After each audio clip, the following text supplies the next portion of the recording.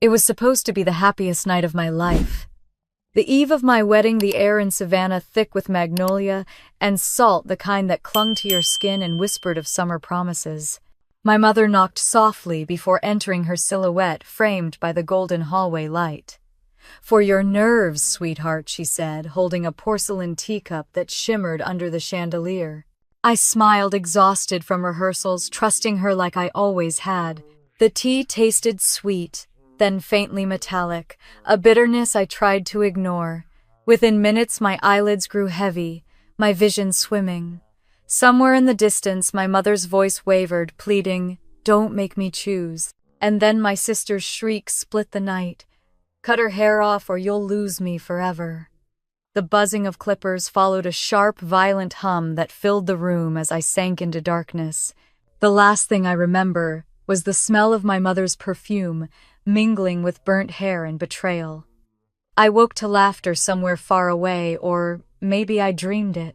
The line between reality and nightmare blurred as the sedative pulled me under again. The tea had been warm, comforting, like every lie my mother ever told. She always wrapped cruelty in kindness. When I was little, she used to say, "Pretty girls forgive faster." Even then, forgiveness felt like obedience. Tonight it tasted like poison. Hours earlier, everything had seemed perfect. The mansion buzzed with preparations, caterers, florists, the hum of last-minute perfection. My father had given his usual sermon about honor and appearances before retreating to his study. My mother fluttered through the halls like royalty, her pearls clicking softly against her neck. And Lily, my younger sister, my parents' golden child, had spent the evening posting filtered photos of herself in the bridesmaid dress she'd chosen without my consent.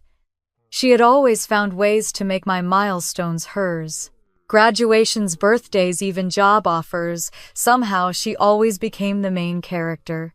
I used to think it was unintentional, that her need for attention came from insecurity. But that night, watching her twirl before the mirror, I saw something else triumph. When Mother brought the tea, I thought maybe, just maybe, she was trying to be kind. She called it chamomile, her little southern secret for nerves. The steam rose between us, fragrant, deceptive. Her hands were steady as she handed it over, but her eyes flickered quick like a storm warning. "You need rest, Emma," she said softly. "Tomorrow is important. We can't have you looking exhausted." I thanked her because gratitude was my second language in that house.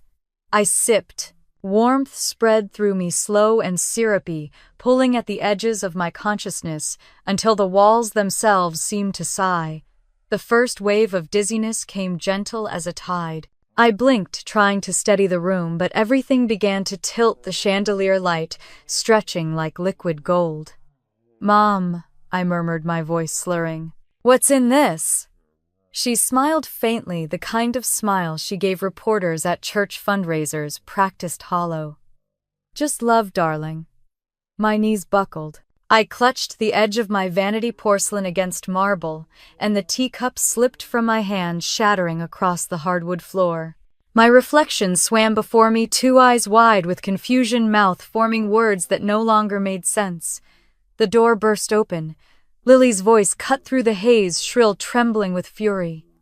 "You always get everything. She doesn't deserve this day, Mama. She doesn't deserve him." Lily Mother warned, but her tone lacked conviction. "Stop it. No." Lily's sob twisted into a scream. "If you don't do it, I'm gone. I mean it. I'll leave. You'll lose me forever." Through the fog, I tried to move, to say something, but my limbs betrayed me. My head swam. I could barely lift my hands as Mother's voice cracked, whispering, "Please don't make me choose." But the decision had already been made long before tonight. I heard the metallic click of something, clippers, a sound that didn't belong in a bedroom draped in lace and family portraits. The hum started low, then louder, closer. The first pass of the blades ripped through my hair. I felt it, not pain exactly, but pressure and heat like fire against my scalp. My body jerked, but my voice wouldn't come. Each stroke vibrated through the bed frame, through my bones. Hair fell around me like dark rain. My mother sobbed as she worked, but her tears didn't slow her hands. Lily's breathing quickened. I could hear the satisfaction in it. "See?" she whispered. "Now we're even." I wanted to scream. I wanted to wake up, but the sedative was a tidal wave pulling me under again and again. Snatches of sound floated through the dark, my father's voice calm and detached, saying something about avoiding scandal, about how she'll forget by morning. Another laugh, male unfamiliar, echoed faintly from the hall. That sound anchored itself deep inside me the moment I realized this wasn't just madness, it was orchestration. Someone else had watched. Someone had enjoyed it. When I opened my eyes again, I was on the bed, half covered by my mother's silk robe. My scalp tingled where the air touched it. The room smelled of hairspray and antiseptic. My mother was whispering a prayer. Lily's perfume lingered like sugar rot. The vanity mirror faced me, but I couldn't bear to look. Not yet. The clock read 3:08 a.m. My wedding day had already begun. A flicker of thought pierced the drugged fog. Daniel. What would he think? Would he even recognize me? The fear was sharp enough to cut through the numbness. I tried to sit up, but my body felt foreign, disconnected. My hand brushed against the short stubble on my head, and that single texture, the roughness of what used to be mine, made the truth undeniable. They had done it. My family. My blood. Outside, cicadas screamed into the humid night, their endless chorus vibrating through the walls. The sound blended with the ghost of the clippers, the rhythmic hum that had become my personal nightmare. I stared at the ceiling fan spinning slow circles, and somewhere deep in my mind a spark flared, small, defiant, alive. They had taken everything they thought made me beautiful. But beauty had never protected me. It had only made me easier to control. When the house fell silent, I pushed myself upright, unsteady, but conscious enough to reach for my phone. It wasn't there. Of course it wasn't. My mother had thought of everything. The room was stripped of agency, no clock within reach, no keys, no car outside the gate. Just me and the hollow echo of what I used to believe family meant. I sat in the dark, counting the seconds between each drip of the faucet in the adjoining bathroom. Each drop felt like a metronome ticking toward dawn. In the mirror across the room, I saw only a faint shape, me, but not me. My reflection shimmered, warped by tears I hadn't realized were falling. "They cut my hair," I whispered, to the empty air. Saying it made it real. They drugged me. Saying it again made it final. Somewhere downstairs, a door closed softly. I thought of my mother returning to bed, wiping away her tears, telling herself she had done what she must to protect Lily, to protect the Calloway name. In that moment, I understood that this wasn't madness, it was legacy. Generations of Southern women sacrificing daughters to maintain appearances. I had become the newest offering. As my head throbbed and the sedative began to fade, a thought rose clear and sharp through the fog. Tomorrow they will tremble. Not because I'll scream or beg, but because I'll stand. They think I'll hide, that shame will silence me. But I know the truth now. Their love was never unconditional, it was transactional, and the price was my dignity. The ceiling blurred again as exhaustion pulled me down, but I clung to that single promise. Dawn would come. The house would wake. And this time I wouldn't be the one shrinking in their shadow. Somewhere deep inside, beneath the wreckage, something new was forming, anger sharpening into purpose. The last thing I saw before sleep reclaimed me was my reflection catching the faint moonlight through the curtains. A ghost with a bare scalp and burning eyes. I didn't know it yet, but she wasn't a ghost at all. She was the beginning of my revenge. The morning sunlight crept through the lace curtains, casting soft golden stripes across the room. For a brief, impossible second, I almost forgot what had happened. Then the ache behind my eyes returned, heavy and familiar, and when I lifted my hand to my head, my fingertips brushed against uneven stubble. My scalp burned. My breath caught halfway in my throat. It wasn't a dream. They really had done it. The air smelled of roses and hairspray, remnants of the chaos from the night before. Someone had left the window open. Outside, a mockingbird sang as if the world hadn't just cracked in half. I heard footsteps approaching before I could move. The door opened with its usual creak, and my mother stepped inside carrying a silver breakfast tray as if we were starting an ordinary Sunday morning. "Good morning, sweetheart," she said, her voice too calm. "You need to eat something. Big day ahead." Her eyes slid over my head, lingered for half a second, and then pretended not to see. "You drugged me," I whispered. The words tasted like rust. She didn't even blink. "You were anxious. I gave you something to rest. Weddings are stressful." The casual tone was more terrifying than anger. She set the tray down and adjusted the napkin like she was staging a magazine cover. "Let's not dwell on things that don't matter. You'll feel better after breakfast." I stared at her in disbelief. "You cut my hair." She smiled faintly, the same rehearsed smile she used at charity luncheons. "Don't be dramatic, Emma. It's only hair." Then she turned to smooth the bedsheets, ignoring the tremor in my hands. I realized then that she wasn't going to apologize. In her mind, nothing unforgivable had happened. She was already rewriting it. By the time she left, I couldn't breathe in that room. The scent of her perfume clung to everything. I got up dizzy and went to the mirror. The woman staring back was almost unrecognizable, pale, hollow-eyed, stripped bare. My throat tightened, but no tears came. Maybe I'd used them all up years ago. Downstairs, the house buzzed with movement. The Calloway mansion never stopped performing, especially on a day like this. I could hear staff rushing doors, slamming the faint hum of the air conditioner that never quite reached this room. When I was a child, I used to think the house itself could feel. Now it felt like a stage, every hallway rehearsed, every smile part of the script. At 8 o'clock sharp, I made myself go downstairs. The breakfast room smelled of coffee and burnt toast. My father sat at the head of the table reading the newspaper, every inch the image of composure. Lily was already there, wearing one of my silk robes, her golden hair brushed into waves. She looked up and froze for a moment when she saw me. Then she smirked, eyes glittering. "Wow," she said softly, bold choice. Father folded his paper and cleared his throat. "Your mother tells me you had an episode last night." He didn't look at me.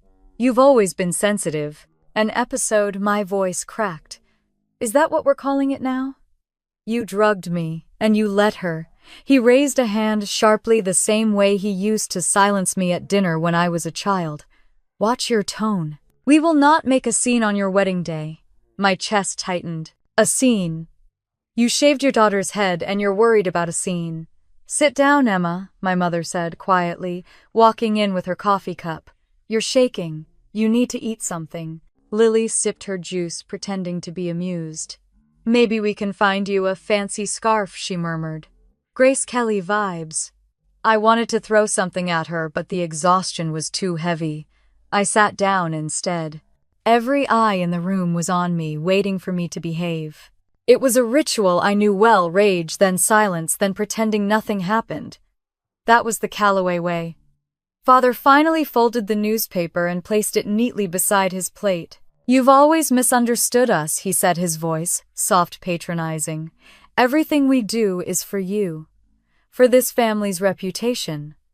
"For reputation," I repeated. "Not love." He frowned as if I'd used profanity. "Love and duty are the same thing in this house." Lily laughed short and sharp. "Maybe for some of us." The silence that followed was suffocating. I excused myself before I said something I couldn't take back. As I left the room, I heard my mother's voice behind me, weary and exasperated. "She's just emotional. She'll thank us one day." I walked through the house like a ghost. Every photo on the wall showed a perfect family smiling at charity galas and debutante balls. My mother shaking hands with mayors, my father cutting ribbons at the courthouse. I wondered how many people would still smile if they saw what those hands were capable of behind closed doors. In my old room, the vanity gleamed under the light. My phone was missing, of course. My mother had thought of everything. But she hadn't taken my laptop. I turned it on mostly out of defiance and saw something unexpected, a faint notification on the home screen.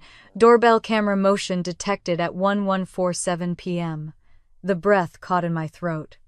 The doorbell camera. My father had installed it last month, bragging to everyone at church about his state-of-the-art security system. It automatically uploaded footage to the cloud. I clicked the notification. The app demanded a password I didn't have, but the realization hit me like a jolt of electricity. Someone else might. Aunt Grace. Grace had always been the outcast, my mother's older sister, stubborn and outspoken, the one who refused to play the Southern belle role. When I was little, I adored her. When I grew up, my parents warned me she was a bad influence. I hadn't seen her in months, not since she'd accused my father of mishandling their mother's estate. I remembered her telling me once, truth always has a way of keeping receipts. Maybe the truth had finally kept one for me. I sat there for a long time trying to steady my breathing. Through the window, I could see the manicured gardens where we used to host Easter luncheons.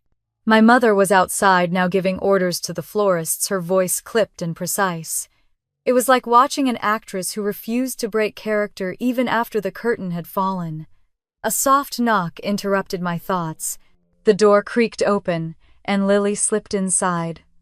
She closed it behind her, leaning against the frame, with her arms crossed. "You shouldn't be so angry," she said after a pause. "Mom just panicked. You always make things dramatic." I stared at her. "You told her to do it." "I heard you." Her face flickered fear, then arrogance. "You've always been the favorite. I just evened the score." "The favorite?" I laughed bitterly. "You had everything. You still do." She took a step closer. "You think this changes anything? You'll still walk down that aisle. Because if you don't, they'll fall apart, and we'll all go down with them. Maybe that's what needs to happen." Her jaw tightened. "If you ruin this, Emma, you'll regret it." "No," I said quietly. "I already regret staying silent this long." She didn't have an answer for that. She turned on her heel and left, slamming the door behind her. I stood by the window again, heart pounding. The house felt smaller now, like it was shrinking around me. Somewhere downstairs I heard my mother laughing for the benefit of the caterers, her perfect hostess voice carrying through the halls. The same woman who cut my hair 12 hours ago. For the first time I saw her clearly, not as a mother, not even as a villain, but as a woman terrified of losing control. She had built her life on lies so fragile that truth itself felt like fire to her. I wasn't sure how I would do it yet, but I knew one thing I wouldn't hide. They'd taken my voice for the last time. I looked back at the mirror. The bald woman staring back at me didn't look broken anymore. She looked like someone who had stopped being afraid. Outside, church bells began to ring in the distance. My wedding day had arrived, but so had something else, a reckoning. And this time the silence wouldn't belong to them. The morning light slipped across my face like a blade. I opened my eyes to the sound of wedding bells in the distance, echoing through the open window. My first thought was confusion. The second was dread. The air smelled of roses and hairspray, clinging to my skin like a memory I couldn't wash away. I reached up, touched my head, and felt the uneven bristle of stubble under my fingers. It was real. Every nightmare from the night before had followed me into daylight. I sat up slowly, the room spinning for a moment. The clock read 6:30. My wedding was in less than 5 hours. My dress hung on the wardrobe door, a perfect ivory silhouette mocking me with its promise of beauty and tradition. I tried to stand, but felt weak, like the air had been sucked from my lungs. The house was alive, with movement below, footsteps, voices, the metallic clatter of dishes. Life went on as though nothing unspeakable had happened in this very room. A knock came at the door. I didn't answer, but it opened anyway. My mother stepped in, dressed in a pale pink robe and pearls, looking polished, serene, in control. She carried a white garment bag and the faint scent of jasmine. "You need to start getting ready, darling," she said, as if I were simply nervous, not mutilated by my own family. I stared at her reflection in the mirror instead of turning around. My voice came out quieter than I expected. How can you look at me? Her tone never wavered. Because I have to. I wanted to scream, but the words died in my throat. She unzipped the garment bag and pulled out the gown, smoothing the lace with her manicured hands. We'll cover it with the veil. It'll be fine. You'll look radiant. I don't want to hide it, I said, my voice trembling. Don't be foolish. Something inside me hardened. You made me look like this. She froze for a fraction of a second before forcing another calm smile. Everything we do is for you. I know you don't understand now, but one day you'll thank me. I turned to face her, meeting her eyes in the mirror. I never will. Her lips tightened. She didn't argue. She simply left, closing the door quietly behind her. The silence afterward was unbearable. I turned to the mirror, seeing myself fully for the first time. The woman staring back was both familiar and foreign. My scalp gleamed faintly under the light, my eyes hollow but alive. For a long time I just looked. Then slowly I stood and pulled the dress from its hanger. The fabric whispered against my skin as I slipped it on. The lace scratched at my shoulders, too delicate for the kind of strength I suddenly needed. The door opened again, this time without knocking. Two stylists entered, all smiles and polite energy, holding makeup brushes and curling irons. "Morning, Miss Calloway," one chirped. "You look beautiful already." I nearly laughed. They froze when they saw me, their smiles faltered eyes darting toward my mother in the hallway. "It's fine," I said quickly. "Go ahead," one of them stammered. "Would you like us to cover your—" "No," I interrupted. "I want to see it." The older woman hesitated but nodded. They began their work in silence, applying soft makeup that couldn't disguise the rawness underneath. When they were done, one of them whispered, "You look strong, strong." It was the first honest thing anyone had said to me since this nightmare began. When they left, I stayed by the mirror, lifting the veil that lay folded on the vanity. The sheer fabric shimmered in the light. For a long moment, I considered covering my head, disappearing behind something safe. But then I thought of the night before, the clippers, Lily's voice, my mother's trembling whisper, my father's silence. I draped the veil over my shoulders instead, letting it fall behind me like smoke. If they wanted me hidden, they were about to be disappointed. A soft knock broke the quiet. I turned to see my father standing in the doorway. His suit was immaculate, his expression carved in stone. "You look lovely," he said, though his eyes couldn't meet mine. "You let them do this," I said. He sighed, rubbing his temple. "Your mother lost control. It was an emotional mistake. Let's not ruin today with more drama." I stared at him, disbelief turning to disgust. "An emotional mistake you watched. You didn't stop her." "Emma," he said sharply, the authority of a judge returning to his tone, "you will not embarrass this family today. The Calloway name carries weight, and you have responsibilities. I don't owe you my dignity," I snapped. He took a step closer, his voice lowering. "You've always had a flair for rebellion. But this family survives because we keep our private matters private. You'll walk down that aisle, you'll smile, and tomorrow no one will remember any of this." "I will," I whispered. He didn't answer. He just turned and left, closing the door with a click that sounded too final. When I was alone again, my hands shook. My father's words echoed in my head: private matters, survival, reputation. The Calloway commandments. They'd raised me to protect appearances at all costs, even if it meant burying the truth alive. But something in me had shifted. I was done being buried. Outside, the world was already assembling for the performance. Guests were arriving in pastel dresses and polished shoes. The organist was warming up at the church down the hill. I could hear laughter and polite chatter through the open window. A voice startled me. "You shouldn't stare at them." I turned to see Lily in the doorway, wearing her bridesmaid gown like a crown. Her hair was perfect golden curls cascading over her shoulders. Her eyes met mine, but she didn't flinch. "You don't have to make this worse," she said softly. "You mean for you?" Her jaw tightened. "For everyone. Mom's already a wreck." Just get through today and leave the rest behind. You cut my hair, Lily. There's no leaving that behind. Her composure cracked. I didn't mean for it to go that far. You always made her choose, and she always picked you. I almost laughed at the absurdity. You actually believe that her voice shook. You think you're better than me. That's why she did it.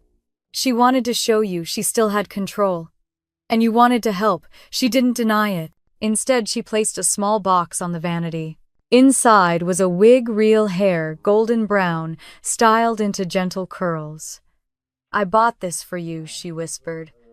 So people don't stare. I want them to stare, I said. They should see what you did. Her eyes filled with tears, but I felt nothing. For once her guilt was hers to carry. She left without another word. I turned back to the mirror. My reflection looked calmer, now clearer. For the first time, I didn't look like my mother. I looked like myself, raw, scarred, alive. The knock came again, lighter this time. Emma. It was Daniel's voice. The sound of it broke through my armor, warm and familiar. I'm here, I said, though my throat ached. Through the door, his tone was soft. Your mother said you're not feeling well. Do you want me to come up? No, I said quickly. I'll see you at the altar. There was a pause. Then gently he said, Whatever's wrong, we'll face it together. His words steadied me in a way nothing else could. When I heard his footsteps fade, I pressed my hand against the door, wishing I could tell him everything. But not yet. Not like this. The photographer arrived soon after, cheerful and oblivious.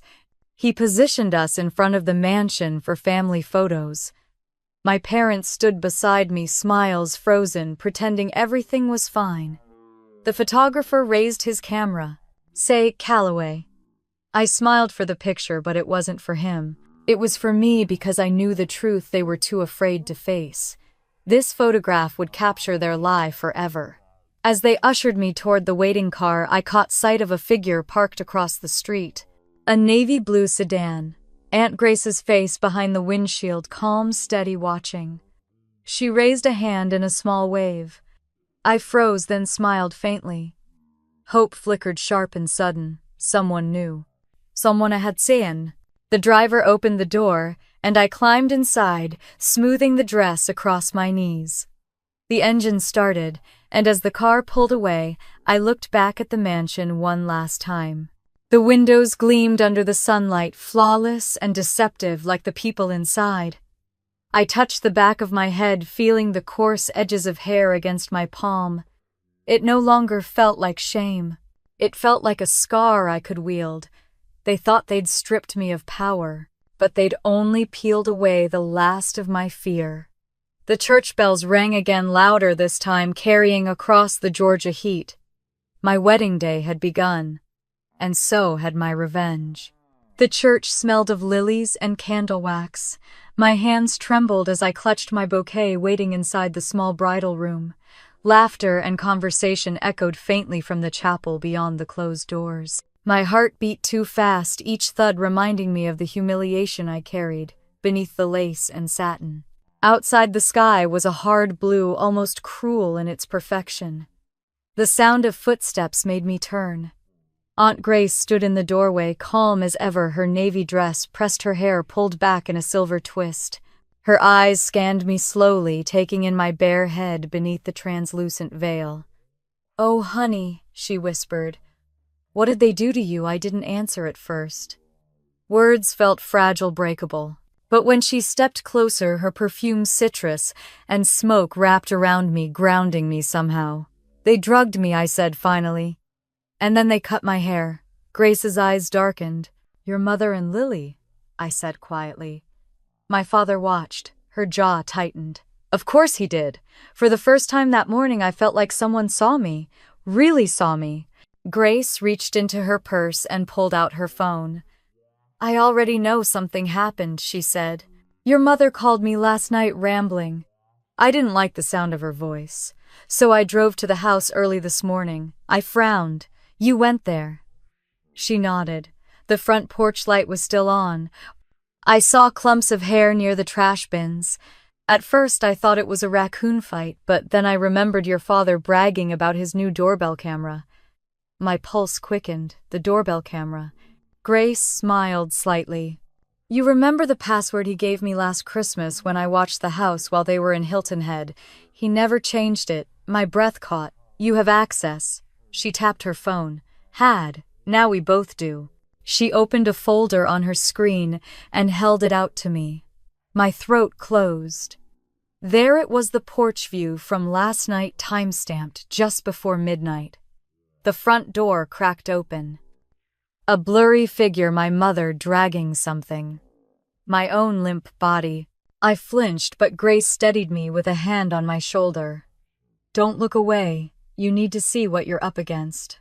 The video was grainy, the sound muffled, but I could hear it clearly, my mother's voice shaking, Lily crying, then that awful buzz of clippers again. Grace paused it when my mother said, Please, Lily, don't make me choose. I stared at the screen, numb. Then came my father's voice, calm and detached from somewhere off camera. It's handled. She'll wake up confused. The air left my lungs. They planned it, I whispered. They all planned it. Grace put her phone away and looked at me for a long moment. This family's been sick for generations. You know that, right? I nodded, faintly remembering hushed stories of my grandmother's temper, of how she used fear like a weapon. Grace sat beside me, her voice low. Your grandmother was worse than Caroline. She locked me in the cellar once for speaking out, said she was teaching me respect. Our mother raised us to believe love means control. Caroline learned it well. I turned toward her. And you didn't, I left, she said simply. But I paid for it. She made sure I was the cautionary tale. Grace looked around the room, her gaze landing on the bouquet in my hands. That's how these families survive, Emma. By passing down silence. Someone has to break it. The words sank into me slowly. I'm supposed to walk down that aisle in 15 minutes. Then you'll walk, Grace said, standing. But not the way they expect. I frowned. What do you mean? She held up her phone again. This video. The world needs to see it. You don't have to scream or beg for justice. Just let them reveal themselves. How? There's a projector set up for the reception slideshow, isn't there? Your mother probably planned a montage of smiling photos and polite applause. I nodded weakly. She always does. Grace smiled, a sharp, knowing thing. Then we'll use her stage. I stared at her. You can make it play there. I know the coordinator, she said. She's an old friend. Give me the footage and I'll make sure it finds its way to the screen. My pulse hammered in my ears. They'll hate me. Grace touched my cheek. They already do, sweetheart. But after this, they'll fear you. And that's better. I sat in silence, trying to steady myself. Somewhere beyond the door, an organ began to play a soft prelude. Guests were finding their seats. I could almost picture their faces, the women with pearls, the men with polite smiles, all ready for another Calloway production. Grace leaned down. You still have time to choose. I closed my eyes. I already have. She nodded once, then slipped her phone into her purse. I'll handle the tech. You focus on walking out there like the truth itself. When she left, I felt the air shift. For the first time, I wasn't alone. I turned toward the mirror, studying the reflection staring back. The veil shimmered faintly under the light, transparent enough to reveal my scalp. My heartbeat slowed. This wasn't the face of the compliant daughter they'd raised. It was something stronger. The door creaked open again, but this time it was Daniel. He looked nervous, his tie slightly crooked, his hands twisting together. When he saw me, he froze. You look incredible, he said, though his eyes flicked up, startled to the bare skin beneath the veil. Are you sure? I asked softly. He stepped closer. I'm sure. There was a flicker of fear in his eyes, confusion too, but it wasn't rejection. He took my hand, thumb brushing over my knuckles. I don't know what's going on, but I'm here. You'll see soon, I whispered. Just stand by me, he nodded. Always. When he left, I could feel the weight of what was coming, settle in my chest, not dread exactly, but anticipation. The coordinator appeared then, breathless. 10 minutes, Miss Calloway. I smiled faintly. I'm ready. Grace returned just as the coordinator disappeared. Her expression was calm, efficient. It's done. The files are loaded. When the reception starts, they'll play automatically. I exhaled, shaking slightly. Thank you. She reached for my hand and squeezed. You remind me of your grandmother in the best way. The woman she might have been if she'd ever found the courage to tell the truth. Do you think I'm doing the right thing? Grace's gaze softened. Truth isn't about right or wrong, Emma. It's about freedom. And you've been chained to their lies long enough. The music changed outside, an organ swell signaling the processional. My heart leapt to my throat. Grace straightened my veil and stepped back. Walk tall. Let them see what they created. I took one last look in the mirror. The girl I used to be was gone. In her place stood someone forged by betrayal and ready to wield it like a weapon. The door opened, sunlight pouring in. A hush fell over the hallway as the bridesmaids turned to look at me. Some gasped softly, others stared in silence. I didn't flinch. As I took my first step toward the chapel doors, I heard Grace's voice behind me, low but steady. They've spent their lives hiding behind faith and reputation. It's time those walls come down. I nodded once and walked forward. Each step echoed louder than the music, my veil trailing behind me like smoke. At the end of the aisle, Daniel waited, and beyond him, the people who had broken me, still believing they controlled the story. They didn't know that the story was already over. They just hadn't seen the ending yet.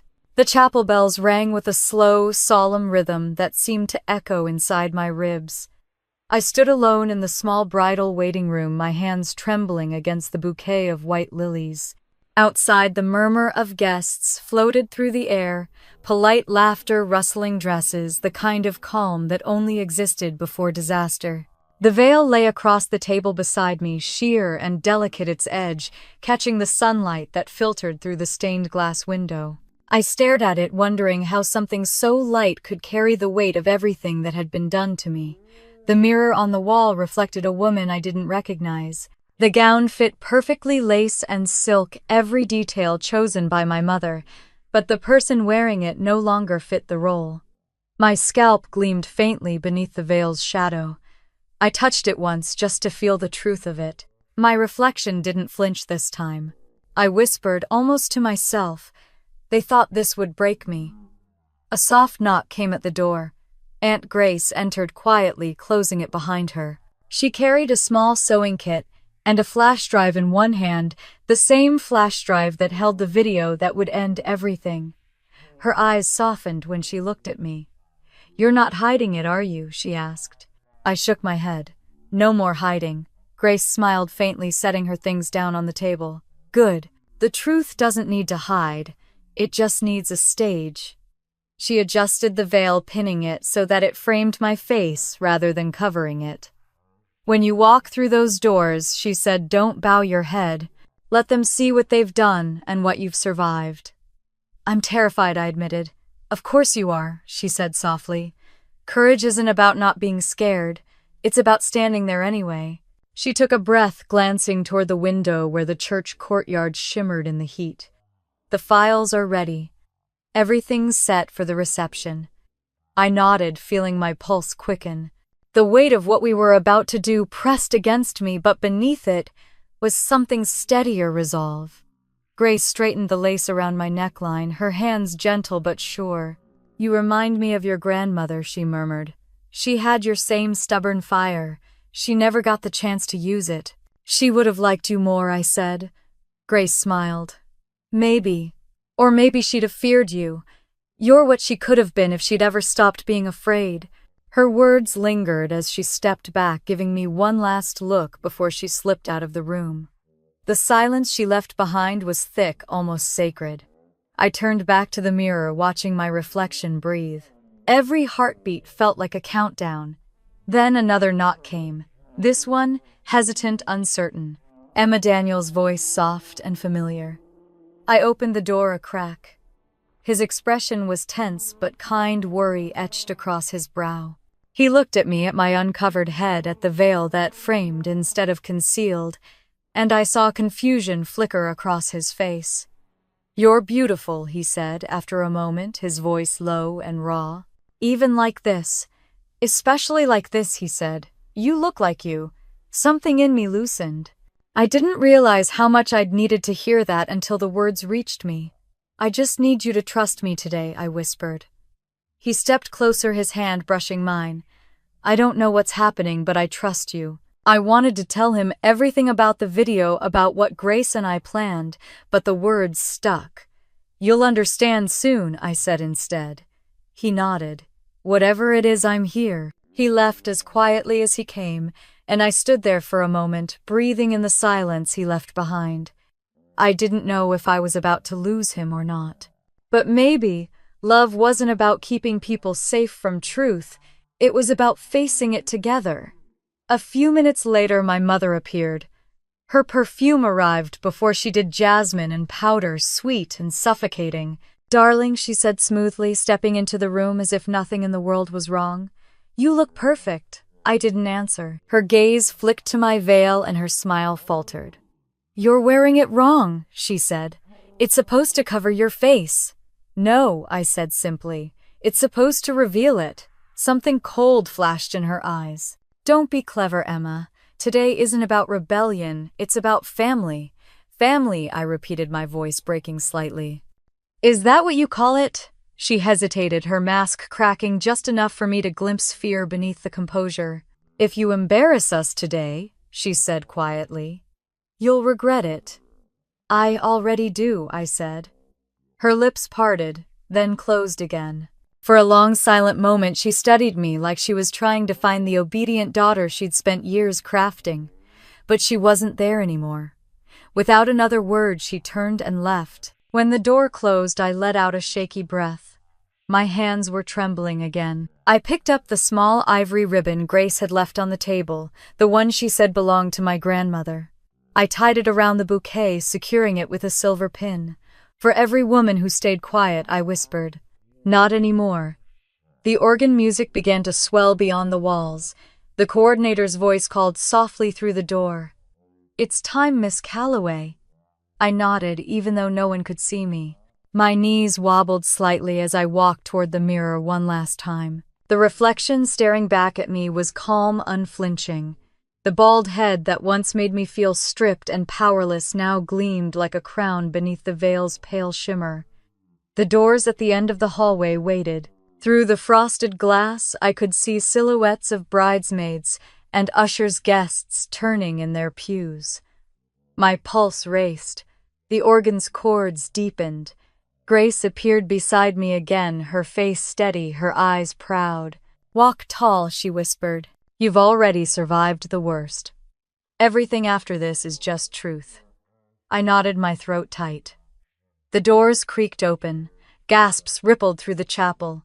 The light from the stained glass spilled across the floor, a kaleidoscope of reds and blues stretching toward me. I stepped forward, each footstep echoing softly against the marble aisle. My mother's face turned pale in the front pew. My father stiffened beside her, jaw clenched, his hands gripping the program like it was a weapon. Whispers rose from the crowd, soft, shocked, uncertain. I heard the words, "Bald, brave, poor girl." I didn't look at them. I looked at Daniel standing at the altar, his eyes wide but unwavering. Halfway down the aisle, the noise faded. The world narrowed to the sound of my own heartbeat and the distant hum of the organ. The veil fluttered lightly behind me as if caught in a breeze no one else could feel. When I reached the front, Daniel took my hand. His grip was warm, steady. The pastor cleared his throat, visibly unsure how to proceed. "Dearly beloved," he began, but the words felt faint background noise to the storm that had already broken. I could feel my parents' eyes burning into me. For the first time in my life, I didn't care. Daniel leaned close and whispered, "You're incredible." I smiled faintly. "No," I said. "I'm just done being afraid." And as the pastor's voice echoed through the chapel, I knew I had already taken back everything they'd stolen from me. My name, my body, my silence. The truth was walking with me now, right down the center aisle, under the stained glass light, toward whatever came next.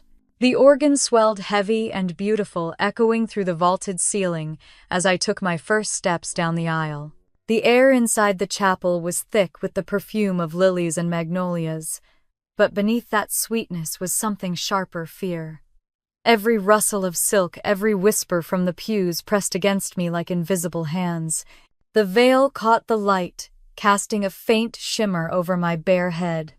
I saw eyes widen, lips parting in surprise, fans pausing mid-wave. The hum of gossip traveled like an electric current through the congregation. My father's arm stiffened beneath mine. He didn't look at me. His smile was carved in place, his jaw tight enough to crack. "Smile," he hissed through his teeth as we reached the halfway point. I murmured. "Just not for you." The music continued, slow and deliberate. My heart kept pace with it, every beat matching the organ's deep vibration. At the end of the aisle, Daniel stood waiting, tall, nervous, his eyes fixed on me. His face was unreadable at first, but when he truly saw me, his expression changed. Shock flickered there, confusion, maybe even grief, but not disgust. The whispers grew louder. "What happened?" someone muttered. "Did she shave it for charity?" another guessed. My mother sat in the front pew, rigid as marble, her hands gripping her clutch until her knuckles turned white. I reached the altar. The pastor smiled, awkwardly gesturing for my father to step aside. When he released me, his touch lingered too long, control disguised as affection. Then I turned toward Daniel, and everything else fell away. He leaned slightly toward me, voice low but trembling. "What happened, Emma?" I met his eyes. "My family happened." A murmur rippled through the crowd. The pastor hesitated, glancing between us, unsure whether to continue. Daniel's hand reached for mine. His thumb brushed my skin, gently grounding me. "You don't owe anyone an explanation," he said softly. "You just have to breathe." I wanted to cry right then, but instead I smiled. His words steadied me more than he could have known. The pastor cleared his throat. "We are gathered here to celebrate the union of." I barely heard him. The world had gone still, except for Daniel's hand holding mine. My father's stare burned the back of my neck, but I didn't turn. I could feel my mother's anger radiating across the aisle, her shame like heat. When the pastor invited us to exchange vows, Daniel spoke first. His voice trembled at first, but then grew strong. "Emma," he said, "I don't know what storms you've walked through, but I know you stand here stronger because of them. I promise to face every storm beside you." Gasps whispered through the crowd. A few heads turned toward my parents, who sat frozen, their smiles gone. Then it was my turn. I took a breath, the bouquet trembling slightly in my hands. "Daniel," I said, my voice shaking, "I've spent my whole life being told what I should be: quiet, perfect, obedient. But standing here, I know love isn't about perfection. It's about truth. You taught me that." The room fell silent. Even the pastor looked moved, blinking hard behind his glasses. When he finally pronounced us husband and wife, Daniel leaned in. The kiss wasn't long or dramatic. It was simple, steady, a promise in itself. The audience clapped, though some hesitated, unsure if they should. My mother didn't move. My father's hands rested on his knees, motionless, his jaw tight. As we turned to face the congregation, I heard someone whisper, "Poor thing. Her family must be mortified." Another voice, sharper, replied, "She looks radiant, braver than all of them." We walked down the aisle together, hand in hand. The music rose again, but this time I heard something different in it, a note of finality. The doors opened, flooding us with sunlight. For a moment I had to close my eyes against the glare. Outside, the world buzzed with polite applause and clicking cameras. The photographer's cheerful voice floated through the air. "Smile for me, Mr. and Mrs. Moore." Daniel squeezed my hand. "You did it," he whispered. I smiled faintly. "Not yet." The reception hall gleamed in the afternoon light, filled with white flowers and gold-trimmed table settings. Every inch screamed Callaway perfection. The guests moved between champagne flutes and laughter that sounded a little too forced. Daniel stayed close, introducing me to people whose faces I barely recognized. They congratulated me with careful smiles, each one pretending not to notice the veil that revealed rather than concealed. My mother approached eventually, her expression porcelain and brittle. "A word, dear," she murmured, her voice sugar and venom. Daniel glanced at me uncertain. I nodded, letting him go speak with friends. Caroline Calloway waited until we were out of earshot, then hissed, "What are you trying to do to this family?" I looked at her calmly. "Tell the truth." Her mask cracked just for a second. "You're humiliating us. You humiliated yourselves." She took a step closer, lowering her voice. "You have no idea how this looks." "I think everyone has a pretty good idea," I said, nodding toward the clusters of guests stealing glances at her. Her composure faltered. "You're ungrateful." "Ungrateful," I laughed softly. "You drugged me, cut my hair, and expected me to smile for photos." Her voice broke. "You'll regret this." "I already do," I said quietly, and walked away before she could answer. I found Daniel near the terrace talking to Aunt Grace. They both looked up as I approached. Grace's eyes were calm, sharp as glass. She handed me a folded napkin with a single word written inside, "Ready." My pulse quickened. "It's time," she nodded. "The slideshow starts in 20 minutes. Once the toast begins, the footage plays automatically. I made sure the coordinator won't interfere." Daniel frowned, confused. "What's going on?" Grace smiled gently at him. "The truth, dear boy. The truth is about to take its turn." He looked at me. "Emma," I took his hand, squeezing it once. "You'll see, just stay beside me." The next 20 minutes passed in a blur. Laughter, clinking glasses, the soft hum of the band, all of it felt distant. I caught my father's voice somewhere behind me, low and anxious, whispering to Caroline. She was pale now, her movements stiff. Maybe she sensed what was coming. When the band paused and the MC called for attention, the crowd gathered near the dance floor. Before we begin the first toast, he announced, "Mrs. Calloway has prepared a special video in honor of the bride and groom." Grace caught my eye from across the room. A small nod. The lights dimmed. The projector flickered to life. For a few seconds, cheerful music played, a slideshow of me and Daniel smiling the Calloway mansion, a montage of perfect Southern life.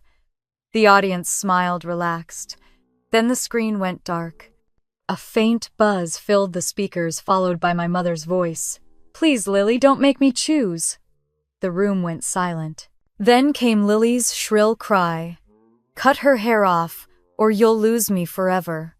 The sound of clippers buzzed through the speakers. Someone gasped aloud. A glass shattered. The image shifted, grainy night footage from the doorbell camera. My mother dragging my half-conscious body across the porch. My father's voice, "It's handled. She'll wake up confused." The air left the room. I stood perfectly still, Daniel's hand gripping mine. Grace remained near the projector, her posture composed, unflinching. My mother's sob cut through the silence. Turn it off right now," but no one moved. The footage ended, the lights came back on.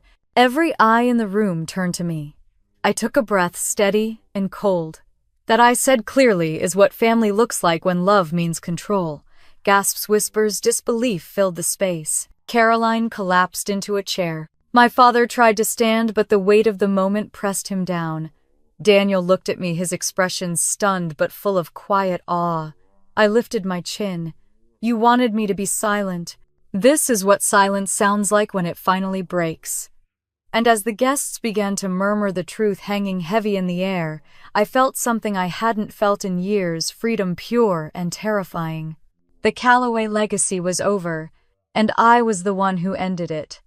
For a long, impossible moment, no one moved. The last echoes of the projector's hum died away, swallowed by the heavy silence that filled the hall.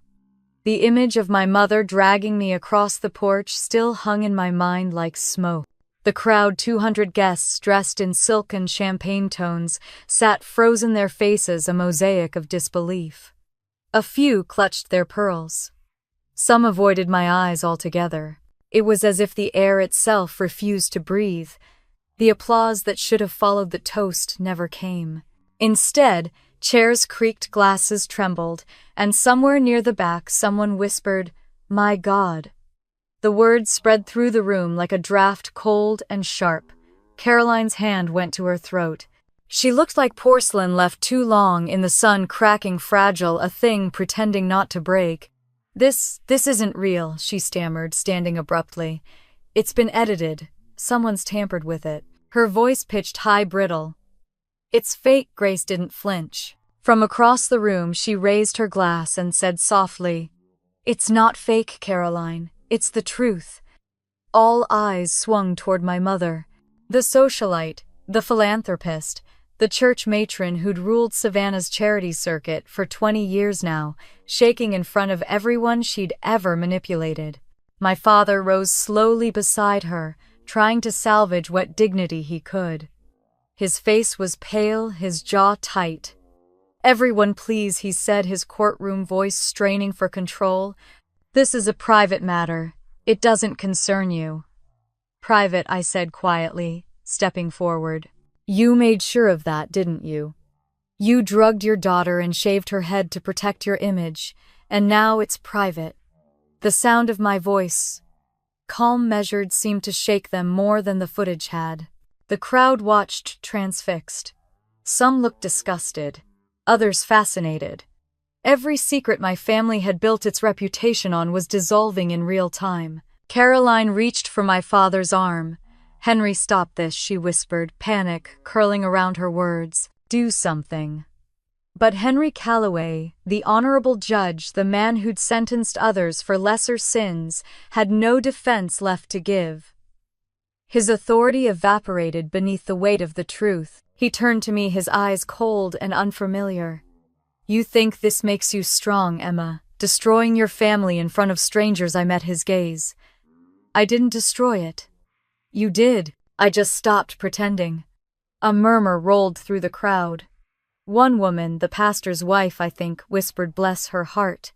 Another whispered, "She's brave." Each word was a spark catching fire in the silence. Daniel stepped beside me, then his hand brushing mine. "You don't have to say anything more," he murmured. "They've said enough." But I shook my head. My hands weren't trembling anymore. "No, I do." I turned to face the guests, my voice steady. "This family has lived behind closed doors and charity events for decades, preaching morality while destroying anyone who didn't fit their image. They call it loyalty. I call it fear." The crowd parted slightly, eyes darting toward my parents. Caroline's painted lips trembled. Henry stared straight ahead, unblinking, his face an iron mask. But the cracks were there. The kingdom was falling. Then a sound cut through the tension, a sharp clatter. Lily had dropped her glass. She stood near the cake table, her face blotchy and red. "It wasn't supposed to go that far," she sobbed suddenly. "Mom said it would just teach her a lesson." Caroline turned horrified. "Stop it, Lily." But Lily's words tumbled out loud, messy, unstoppable. "You said if I didn't help, you'd cut me out of the inheritance, you said." Enough. Henry's voice boomed, but the damage was done. Every guest in the room had heard. The gossip would spread faster than wildfire now. The hall erupted into whispers. People stood backing away from the head table as if the Calloways carried a disease. A man near the front, one of my father's business partners, pointed a shaking finger. "You've been using church donations for this. Covering up scandals." Henry's mouth opened, then closed. His silence was answer enough. Caroline sank into her chair, her face gray. "Please," she whispered, "please stop." The trembling in her hands made the pearls around her neck rattle softly like wind chimes in a storm. The projector flickered again, replaying a single frozen frame, the porch light catching my mother's face mid-lie. The image filled the wall, impossible to escape. She looked both powerful and terrified, a woman built entirely out of performance. Someone started recording on their phone. Another followed.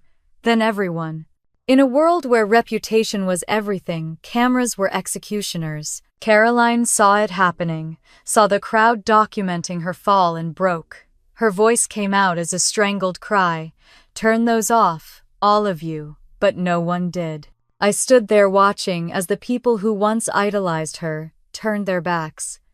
The Callaways, who had taught me that image was everything, were being undone by their own reflection. My mother swayed. Her hand caught the edge of the dessert table and the entire wedding cake toppled. The pristine white frosting splattered across the marble floor, a mess of sugar and ruin. Gasps rose, followed by a hush so complete it rang in my ears. Caroline crumpled into the chair behind her, sobbing softly. My father's shoulders sagged and he looked suddenly small. For the first time I saw not a tyrant but a man cornered by his own lies. "You've had your revenge," he said quietly. "Are you satisfied now?" I took a step forward. This was never about satisfaction. It was about truth. "You always told me lies protect a family. You were wrong. Truth does." He stared at me, his eyes hollow, his mouth tightening around words he couldn't say. Then he turned and walked out, leaving Caroline sobbing alone amid the wreckage of her perfect reception. The crowd began to disperse slowly, murmuring to one another, their faces pale with disbelief. Grace approached me through the chaos, calm as ever. "You did it," she said softly. "It doesn't feel like victory," I said. "It's not," she replied. "It's freedom. And freedom never comes quietly." Daniel wrapped his arm around my shoulders, his warmth cutting through the chill that had settled over me. Guests passed us with awkward smiles or sympathetic nods. No one dared meet my mother's eyes. Outside, the evening light bled into the horizon, painting the sky in orange and gold. The heavy doors of the reception hall swung open, letting the noise spill into the street. I stepped out into the air, letting it hit my skin clean and sharp. For the first time, the weight on my chest lifted. Behind me, Grace's voice carried softly through the doorway. "They wanted silence," she said. "You gave it back to them." I turned one last time. Inside, the chandelier light glinted off shattered glass and frosting-stained marble. My mother still sat there, surrounded by the ruins of her empire, shaking and whispering words only she could hear. The guests would leave. The gossip would live. And by morning, Savannah would have a new story to tell the day the Callaways fell. I looked at Grace. "It's over," I said. She smiled faintly. "For them, yes. For you, it's just beginning."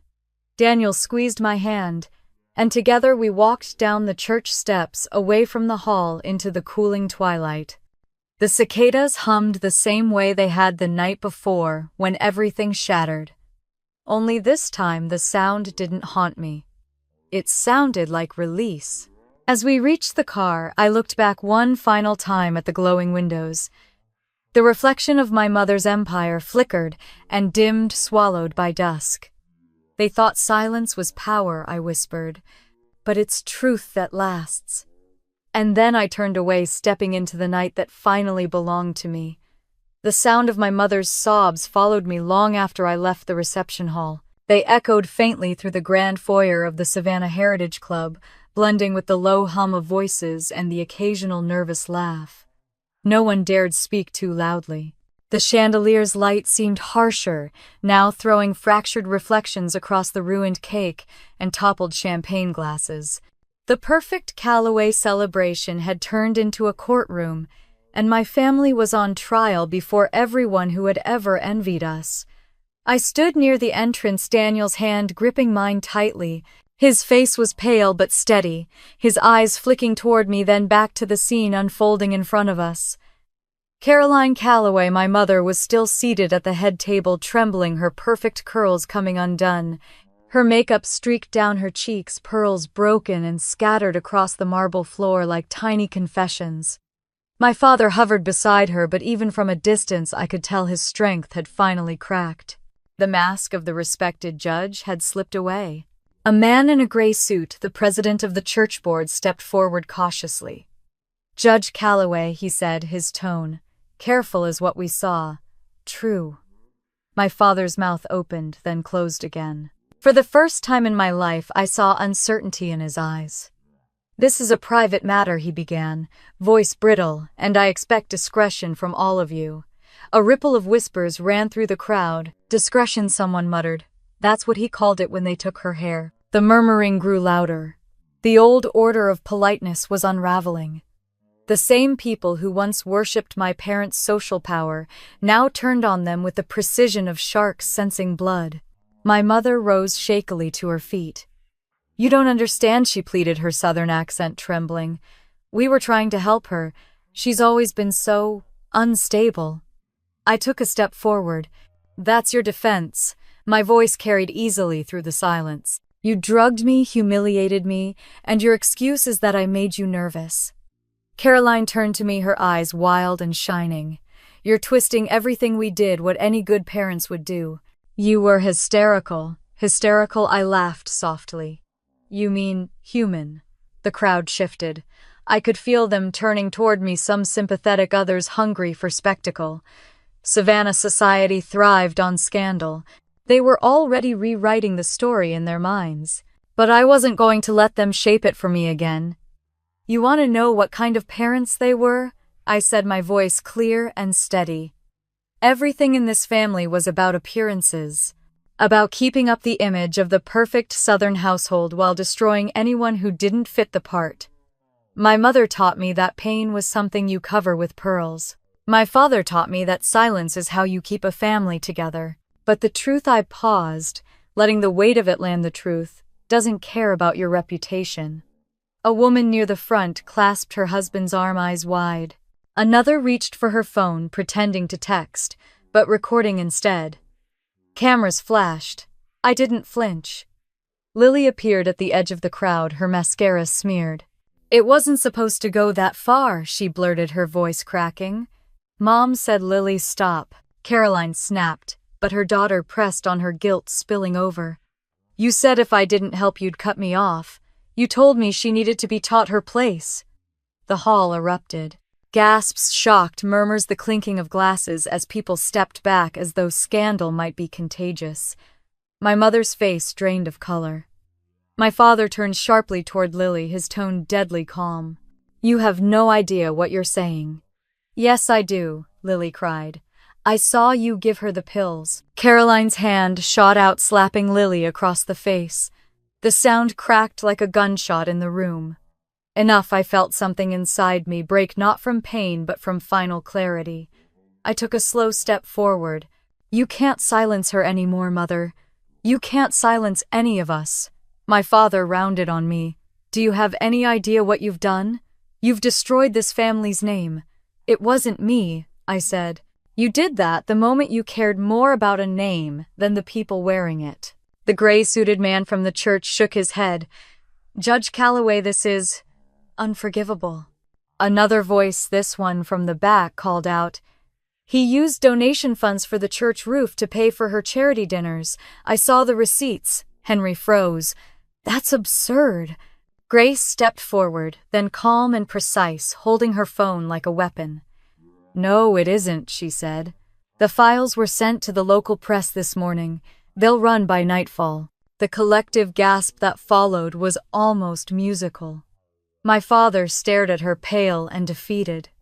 Caroline sank back into her chair, whispering something over and over, too quiet to hear. The woman who had once ruled this town with her tea parties and false grace was now a ghost in front of her own kingdom. Daniel moved beside me, his arm wrapping around my shoulders. He didn't say anything, just held me steady as I faced the ruin of the family that had made me. "Please," my mother whispered, suddenly lifting her head. "Emma, make them stop." "Stop," I repeated. "You wanted silence. This is silence breaking." She reached for me, but I stepped back. Her fingers brushed the air where I had stood, as if she were trying to hold on to something that had never really been hers. Grace spoke again, her voice carrying over the noise. "What you did to her wasn't discipline. It was control. And now the whole town knows." Caroline's face twisted, half anger, half despair. "You think you've won. You think they'll love you for this." I shook my head. "I don't need them to love me. I just need them to see."